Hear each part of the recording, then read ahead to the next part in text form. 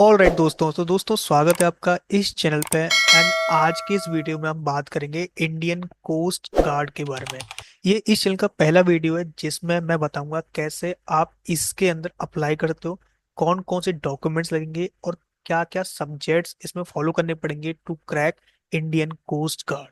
ठीक है, तो स्टार्ट करते हैं वीडियो को विदाउट वेस्टिंग एनी टाइम।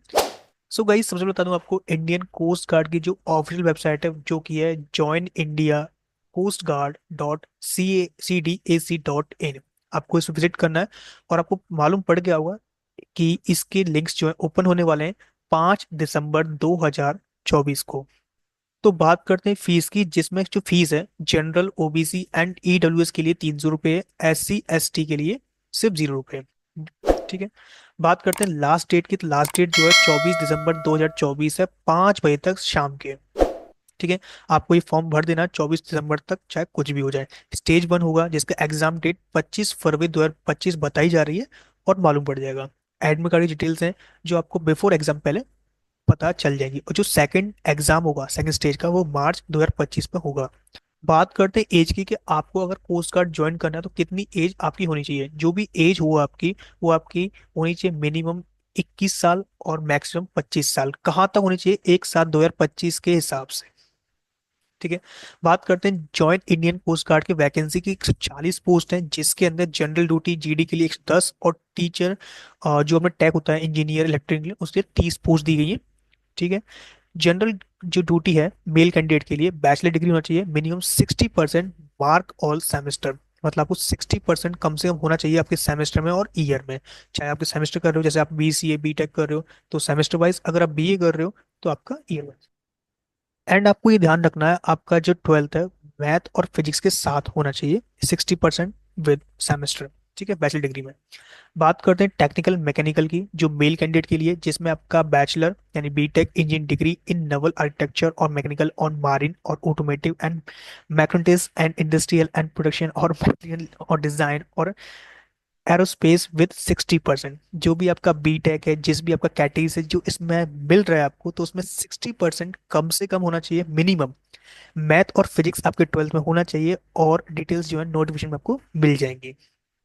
बात करते हैं टेक्निकल इलेक्ट्रिकल इलेक्ट्रॉनिक्स, जो कि मेल कैंडिडेट के लिए, जिसमें इंजीनियरिंग डिग्री इन इलेक्ट्रिकल और इलेक्ट्रॉनिक्स और टेलीकम्युनिकेशन एंड इंस्ट्रूमेशन और कंट्रोल और इलेक्ट्रॉनिक्स एंड कम्युनिकेशन और पावर इंजीनियरिंग और पावर इलेक्ट्रॉनिक्स विद मिनिमम 60% आपके होना चाहिए अगर आपको ज्वाइन करना है टेक्निकल इलेक्ट्रिकल इलेक्ट्रॉनिक्स। तो जिसमें आपके मैथ और फिजिक्स में, सॉरी 12th में मैथ और फिजिक्स कंपलसरी है।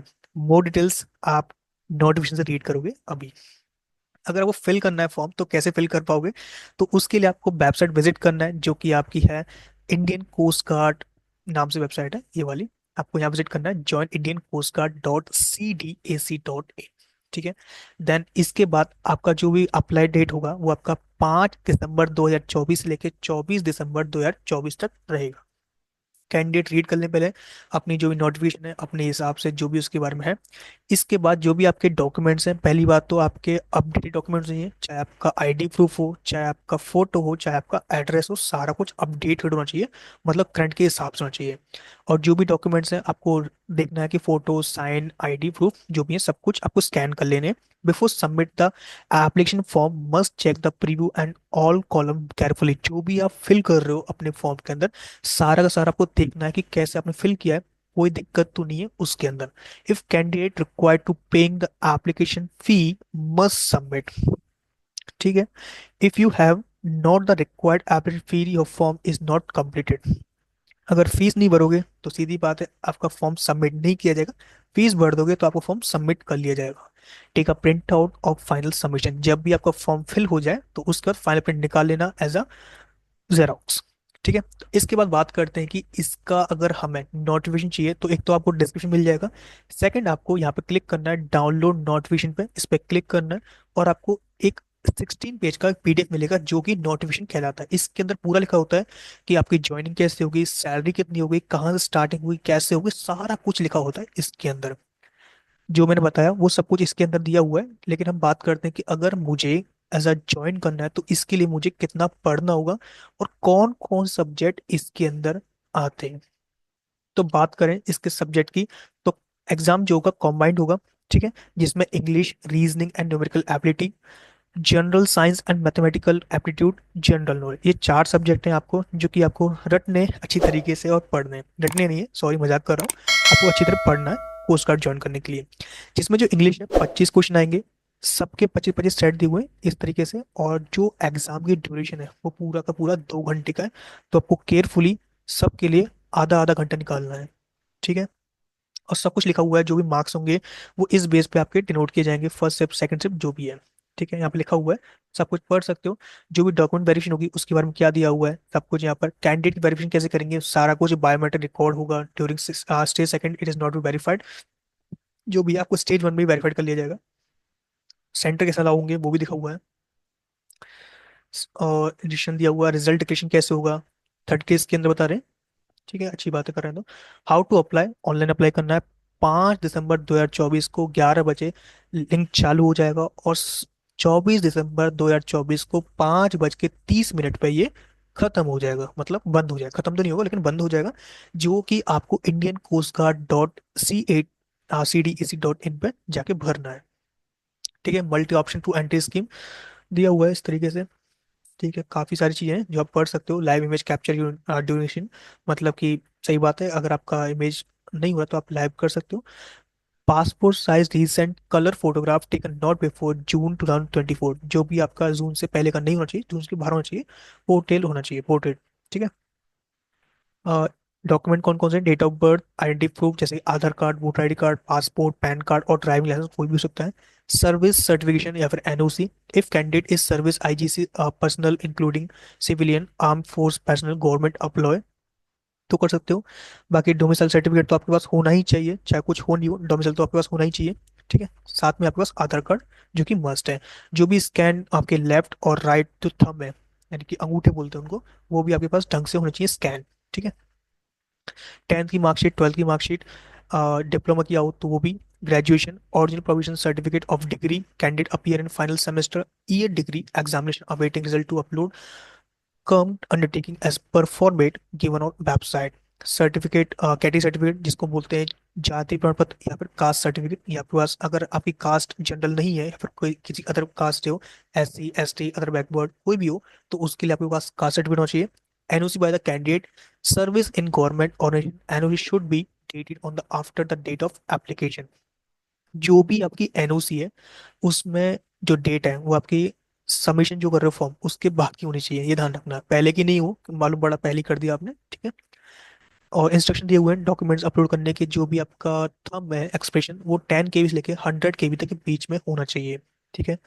The size of each document uploaded has been 50 KB to 150 KB। जो भी आपके डॉक्यूमेंट जो भी अपलोड होंगे, चाहे आपका सर्टिफिकेट हो, चाहे आपका फोटो हो, चाहे आपका आधार कार्ड हो, चाहे आपके थंब हो, सारे के सारे 50 KB से लेकर 150 KB तक होने चाहिए।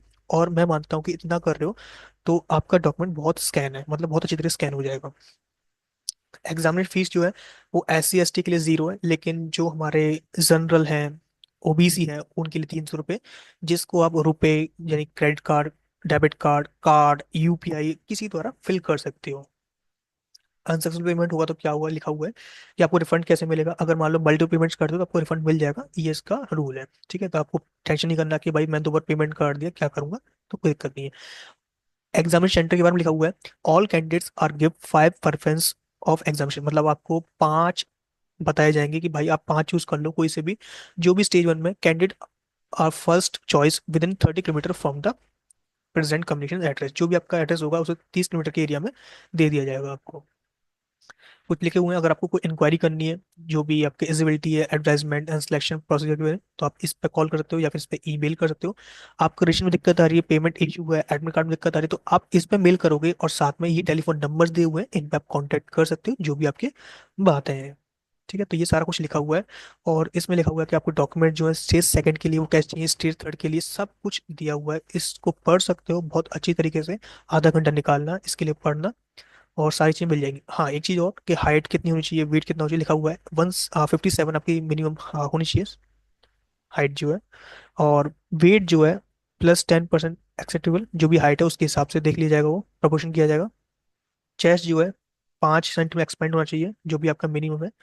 और हियरिंग नॉर्मल होना चाहिए। आई साइड जो है 6/6 की, 6/9 अनकरेक्ट विदाउट ग्लासेस। और इसके लिए 6/36, 6/36 अनकरेक्ट ग्लासेस, मतलब सेम दिया हो, मतलब इसमें ज़्यादा चाहिए, इसमें कम चाहिए, देख लेना आप यहाँ। टैटू टैटू के लिए लिखा हुआ है परमिटेड नहीं है, are not permitted of any part of body. So ये भी आपको मेक श्योर करना है। मेरिट लिस्ट है वो आपकी है ही है। देन ट्रेनिंग के लिए 44 वीक्स फॉलो बाय द जो भी है training at various training units. Reason of rejection, कोई भी रिजेक्शन किया जाएगा, मान लो आप सिलेक्शन हो जाते हो, उसके बाद रिजेक्शन किया रहा है, तो उसके लिए भी यह हुआ है, कॉपी कर रहे हो, चीटिंग कर रहे हो, और मेल पार्टिसिपेट्स कर रहे हो, मतलब जो भी है recording during to any of testing procedure, वो चीज़ें।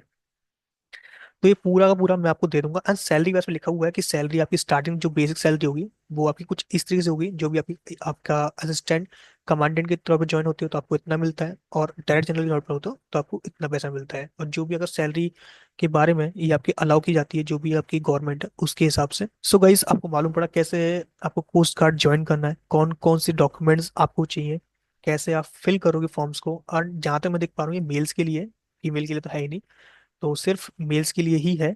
तो आपको ये मेक श्योर करना है।